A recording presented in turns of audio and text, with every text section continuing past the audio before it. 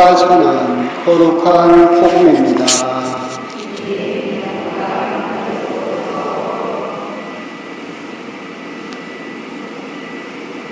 그 무렵 예수님께서 베드로와 야고보와 그의 동생 요한만 따로 데리고 높은 산에 오르셨다.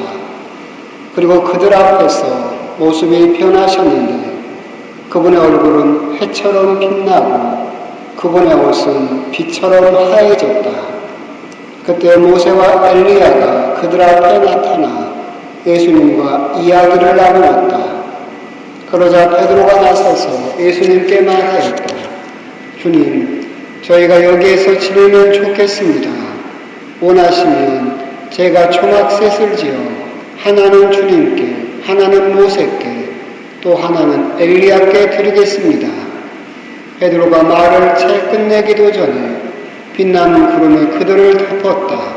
그리고 그 구름 속에서 이는 내가 사랑하는 아들, 내 마음에 드는 아들이니 너희는 그의 말을 들어라 하는 소리가 났다.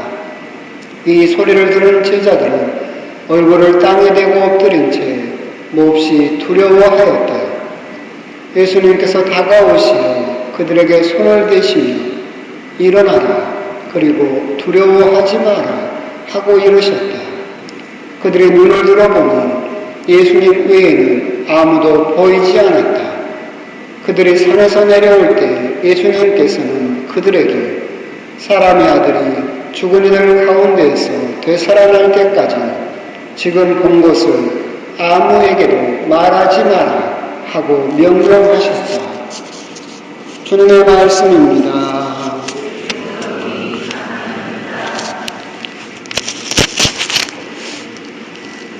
참 예수님, 마이크를 조금 손대긴 했습니다. 그래도 토요일은 많은 분들이 안 오셔서 그런지 소리가 더 울리는 것 같아요. 그래서 무소 마이크를 또 사용을 해보려고 하고 있습니다. 오늘은 사순절 이제 2주일이 되었고 오늘도 3월이 또 되었습니다. 우리나라 한국어에서 아름답다 어디서 왔느냐 하면 원래 뜻은 나답다라고 합니다. 그러니까 아름이 15세기에 아람이었고 그래서 아람에서 아름이 왔고 근데 아람이 무슨 뜻이냐 하면 나라는 뜻이라고 합니다. 아름답다라고 하는 것은 나답다. 그것을 우리나라 말이 의미한다라는 글을 본 적이 있는데 그러니까 아름다운 것은 다른 사람을 흉내내거나 다른 사람 따라서 옷을 입거나 화장을 하거나 그렇게 해서 아름다운 것이 아니라 본래 나다운 모습을 보이는 것 그것을 아름답다라고 칭한다라고 한다면 오늘 복음에 나오는 예수님께서는 정말 아름다운 모습이죠. 당신의 본래 모습 예수님다운 모습을 우리들에게 보여주고 계신다. 당신의 그리스도이시며 하느님이시다라고 하는 것을 우리들에게 예수님다운 아름다운 모습을 우리들에게 보여주시고 계신다. 그렇다면 오늘 우리에게 이것을 보여주고 계신다라고 하는 것이 어떤 의미가 있을까? 결국은 사순시기를 사는 우리에게 사순시기를 그래도 열심히 살고 있고 살아내려고 노력하는 우리들에게는 십자가, 고통은 곧 끝난다. 내 모습을 보고 희망을 가져라. 너희들의 십자가 끝에는 고통이 있는 것이 아니라 나와 같은 영광이 부활이 기다리고 있다라고 하는 것을 보여주시면서 우리들에게 희망을 주시고자 하는 거죠.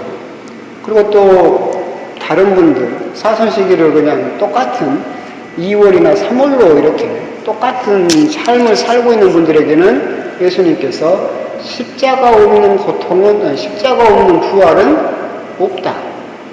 너희들이 십자가를 피하고 영광스러운 부활만을 바란다 라고 한다면 그런 영광은 있을 수 없다 라고 하는 것을 또한 우리들에게 또 가르쳐 주고 계신 것이 아닐까.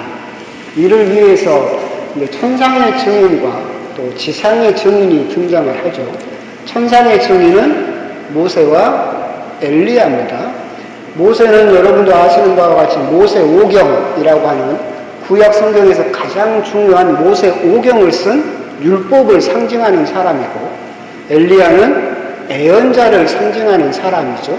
그래서 모세와 엘리야가 등장했다라고 하는 것은 구약 성경 전체가 예수님의 순환과 부활을 증언하고 있다라고 하는 그런 의미가 있겠고, 또한 모세와 엘리야는 구약 성경에서 대표적으로 무덤이 없는 자라고 불립니다. 모세는 성경에는 죽어서 무덤에 묻혔다라고는 되어 있지만 그 무덤이 어디 있는지 아무도 모른다라고 되어 있고, 유대인들은 그렇기 때문에 모세 승천기라는 책도 있습니다. 그래서 모세 역시 승천했다라고 생각을 해서 모세는 무덤이 없는 자, 엘리야 역시도 여러분도 성경에 있는 것처럼 불마차를 타고 하늘에 오른 애언자죠. 즉 구약 성경에서 대표적으로 에녹과 더불어서 어떻게 보면 무덤이 없는 두 사람이 예수님과 이야기를 나누고 있다라고 하는 것은 예수님의 무덤 역시 없을 것이다.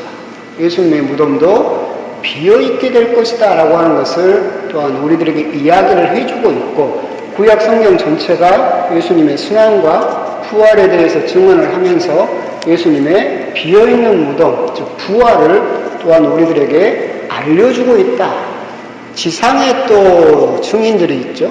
오늘 보면 베드로와 야고보와 요한만을 따로 데리고 높은 산으로 올라가셨다.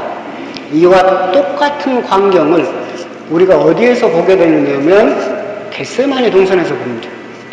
겟세마니 동산에서 예수님 역시 똑같이 베드로와 야고보와 요한만을 따로 데리고 기도하러 올라가시죠. 무슨 말이냐면 지상의 증인인 오늘 베드로와 야고보와 요한은 예수님의 부활의 모습, 영광스러운 모습을 봤지만 그 증인들이 고스란히 예수님의 순환의 증인이 똑같이 되죠. 이 말은 무슨 말이냐면 예수님의 순환과 예수님의 부활이 긴밀하게 연결되어 있다. 그걸 증언하는 증인이 베드로와 야고보와 요한이라는 똑같은 증인이 그것을 증언하고 있다. 이 말은 결국 십자가 없는 부활은 있을 수 없다. 그 부활과 십자가는 순환은 그렇게 연결되어 있다라고 하는 거죠. 그렇기 때문에 이제 사도 베드로가 여기다 초막셋을 지어서 여기 그냥 삽시다. 산 아래에서 기다리고 있는 현실은 처참하죠. 잔인합니다. 예수님께서 이제 산 아래로 내려가시게 되면 해처럼 빛나던 얼굴은 가시관에 짓눌려서 피범벅이 될 겁니다. 그리고 또 빛처럼 하였던 옷은 채찍을 맞아서 갈갈이 찢겨지고 또다시 피로 물들게 될 겁니다. 산 위에서는 영광을 보여주고 너무나 아름다운 모습을 보여줬지만 기다리고 있는 산 아래의 현실은 너무나 처참하고 잔인하죠. 그래서 사도 베드로는 내려가지 맙시다. 내려가면 너무나 잔인한 현실이 기다리고 있으니까 그냥 여기서 순환 없이 죽음 없이 부활만 가져갑시다 라고 초막셋을 지어서 여기 머물자 라고 예수님께 이야기를 하고 있죠. 하지만 예수님의 선택은 그런 길은 없다. 그래서 예수님은 과감하게 산 아래로 내려가서 당신이 져야 될 십자가를 과감하게 지십니다. 결국은 계속 예수님께서 우리들에게 보여주시는 것은 십자가를 통해서만 그런 영광이라는 구원이라고 하는 부활에 이룰 수 있다라고 하는 것을 우리들에게 끊임없이 강조하고 계시죠. 세상은 그런데 사도 베드로 같은 그런 믿음을 또 강요하기도 하고 강조하기도 하고 환영받기도 합니다. 여러분들 그 야베스의 축복이라고 아십니까? 개신교에서 아주 유명한 야베스의 축복입니다. 구약성경에 야베스라는 그 개신교에서는 차베스라고 하던가 그 사람이 등장을 하는데 하느님에게 복을 청합니다. 하느님이 저를 도와주셔서 제 땅을 넓게, 그러니까 지금 말하면 평수 넓은 아파트 정도 되겠죠. 땅을 넓게 차지하게 해주시고 돈을 많이 벌게 해주시고 제 걱정거리를 모두 해소해 주십시오. 그래서 하느님께서 그렇게 해주셨다. 그래가지고 굉장히 개신교에서는 각광받는 축복이 야베스의 축복입니다.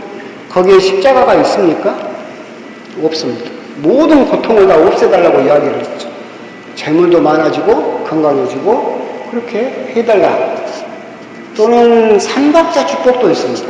유명한 이야기죠. 삼박자 축복은 영혼 구원, 그리고 세상에서의 재물, 그리고 건강, 이걸 다 하느님이 너희들에게 약속했다. 삼박자입니다. 거기에 십자가가 있습니까? 없습니다. 베드로하고 똑같은 생각이죠.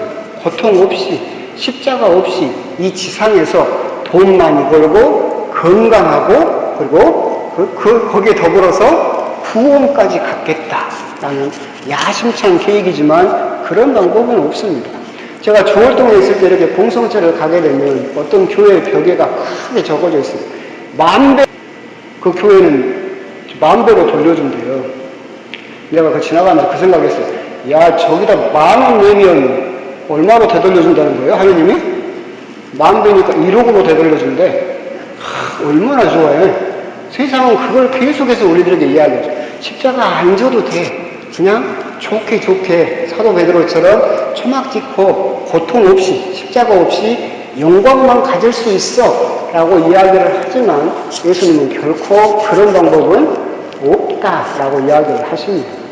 저희 어머니도 이제 지금은 안 하시지만 옛날에 젊었을 때는 아버지하고 한판 하시고 나면 꼭 하시던 말씀이 있습니다. 아이고, 나도 수녀나 될 걸 그랬다. 수녀님은 십자가 없습니까? 있죠. 맨날 놀고 있는 것 같은 본당 신부는 십자가가 없을까요? 있습니다. 여러분은 십자가 없습니까? 있죠. 십자가 없는 사람은 없습니다. 자기 십자가는 다 자기가 져야 됩니다. 근데 우리가 보기에는 남이 진 십자가는 가벼워 보이죠. 내 십자가만 유독 무거워 보여요.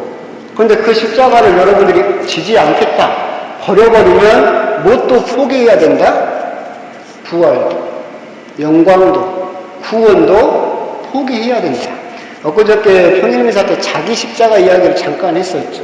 여러분들은 각자 나름의 하나님께서 주신 각자의 자기 십자가를 다 지고 있고, 자기 십자가는 3가지가 있어야 된다고 그랬어요. 고통스럽습니다. 근데 고통스럽다고 다 십자가, 하나님께서 주신 십자가는 아니에요. 2번째, 내가 초래한 것이 아니에요. 내가 그것을 내 어떤 잘못이나 그런 걸로 인해서 내가 스스로 진 십자가가 아니에요. 뭐 술을 많이 먹어서 불러들인 병이라든가 아니면 잘못을 해서 어떤 죄값을 치른다거나 그렇게 불러들인 것이 아니고 그냥 나에게 찾아온 거죠. 3번째, 나 말고는 질 사람이 없어요. 내가 그 십자가를 버려버리면 다른 사람이 져주지를 않죠. 그게 여러분들이 각자 나름 지고 있는 십자가이고, 이 십자가를 지지 않는 사람은 아무도 없다. 그런데 오늘 예수님께서 여러분들에게 보여주신 그 영광스러운 모습은 그 십자가를 지고 포기하지 말고 끝까지 걸어라. 그러면 그 끝에 기다리고 있는 것은 뭐다? 오늘 내가 너희들에게 보여준 이 부활의 모습이다. 포기하지 말고 힘을 내라. 그래서 끝까지 이 십자가의 길을 걸어가야만 너희들은 부활에 이를 수 있다.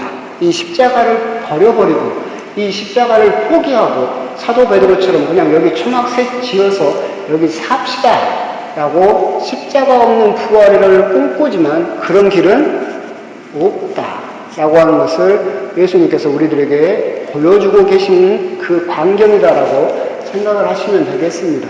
사순절 2주일 당신의 아름다운 모습, 당신의 본래 모습을 보여주면서 너희들이 지고 있는 그 십자가, 지금 힘들고 너무나 괴롭지만 너희들이 그 십자가를 포기하지 않고 끝까지 지고 간다면 너희들을 기다리고 있는 것은 나희가 지금 너희들에게 보여주는 것과 같은 영광스러운 부활의 모습, 이것이 너희들을 기다리고 있다라고 하는 희망을, 위로를 우리들에게 전해주고 계신다라고 생각을 하시면서 사순절 2주일 사순 시기를 산 지는 얼마 안 되었지만 내가 지고 있는 이 십자가 한번 잘 생각을 해보시고 나는 잘 참아내고 잘 견디어내고 잘 지고 가고 있는가, 이 부분에 대해서 한번 곰곰이 또 묵상을 해보셨으면 좋겠습니다.